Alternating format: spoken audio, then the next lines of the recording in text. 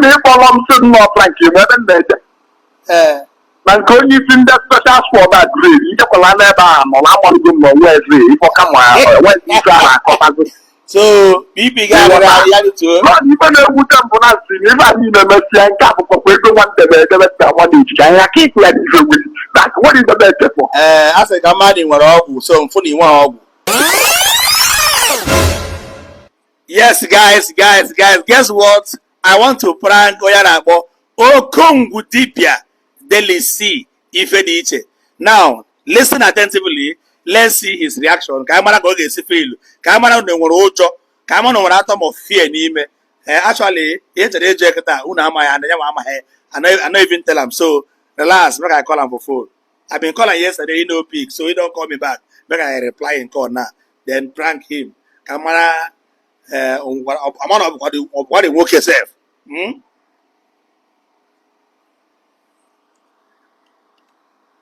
Hello, dial *785# to link your NIN to your line.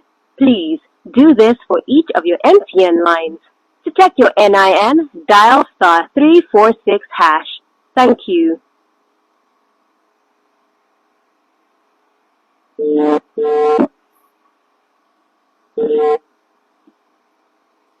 Hello? Hello, guy, how far?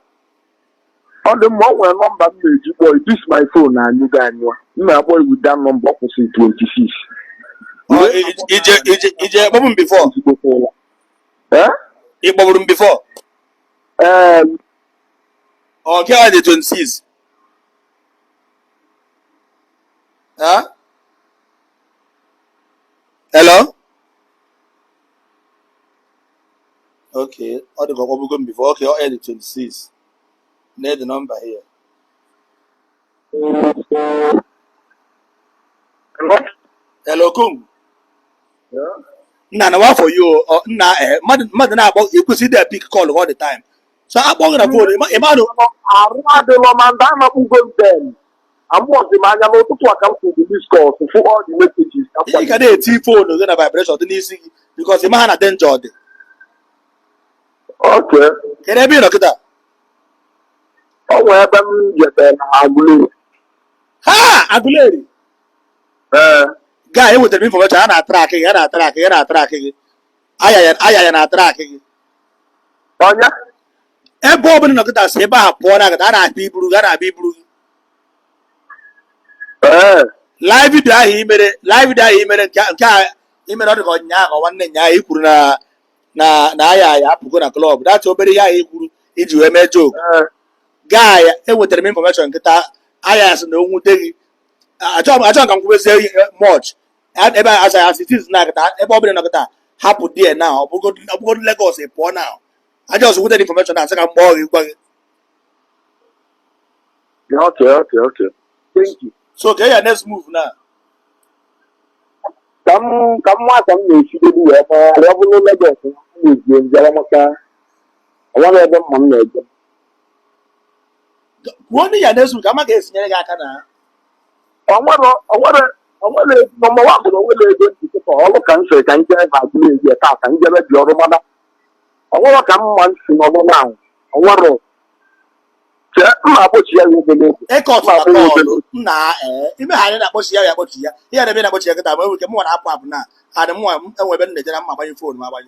And those now then were so because now I am now and as well because I'm market for you or this year Casana now for the hair banket.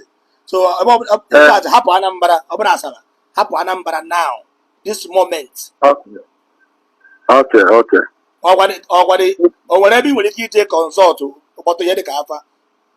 Ma, one of them, Mamma, way. Over this money, born and I'm going to go. Okay, don't worry. I'm ready to call first. What happened about now? Okay. They were home. Oh, no, Joe. I will still call you back to tell you that prank so it's a boss, it's a well, he went on a live video. Now go there, see on iji wee wee ka ya ji gba ọsọ. Let me call him back because at this now BP ya rigo ka ọ ghara ịnwụ na BP. Ka mkpọchi ya azụghị na prank. But meanwhile, I go post am. So that the next time ị na-egwekwu na social media ka ị mara ihe na-ekwuru okwu.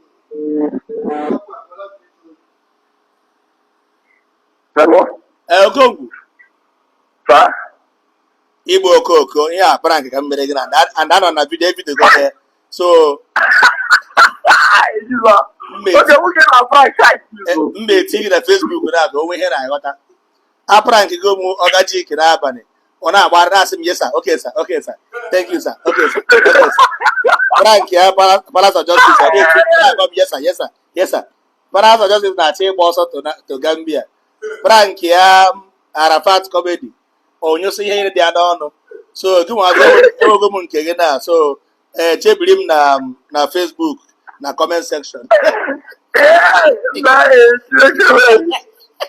Na Jpac ọgbadere no boy no go better for you, I swear. So what they are watching? Jesus. Ana m na video nọ n'ihu m kịta na iwe na-agba. I check I am going track from who na from who kedu release this. You can never go to or you never let us with the time na what is the matter for? Let us together. If I not plan to keep up our location on now. Akpọkwana m my friends si fọkwa kapati n'ọlụfa n'ọlụ nsi ije biki one of my friends bụ onye isi ndị special squad agụrụ ịma ọ bụrụ na ịkpọrọ m si nnọọ prank ebe m na-eje na nke onye isi ndị special squad agụrụ ijekwala n'ebe a nọ na-amalịgo m n'onwe eze ịfọ kama enweghị ife a na-akọtago. So BP ga-arịrị ya too. Ife na-ewute mbụ na nsị na ife a niile mesịa nke a bụkwa ego nwandebe edebe ka nwa na-eji ka ya ka ịkụ ya n'ife nwere that what is the best for? A sị ka mmadụ nwere ọgwụ so mfụ na inwe ọgwụ. Ọgwụ gịnị? A na-eme ọgwụ ma ndị o ji atrak mana ọha ya na-akwasị. Ọ bụ na polisi anọlụ m ịma ọ na ọgwụ ha na-akwasị ebe. I kwesịrị inwe ọgwụ egbe na ọdịsapịa etu ị na-emekwa dibịa na omenala ikwesịrị inwe ọgwụ egbe dị iche ọdịsapịa ka m enweghị ọgwụ egbe agbara egbe ọba ha ya nwụdota n'aka i nwere ọgwụ egbe ọmụ enweghị ọmụme n'oge na ha achọghị inye gị ọgwụ egbe ma akwụna na ugbu a na Jpac atrais mere ya next time maka m nwere maka ime high BP ya like ya obere nwa dị ka gị na-enwe high BP gịnị ka ị na-eche Jizọs amaghị na asị Jpac kwado Chineke mee ngwari thank you for the prank ka m jee don't worry thank you for the prank ka m jee were gị gbara obere something na Facebook ọ nọ gbachelụ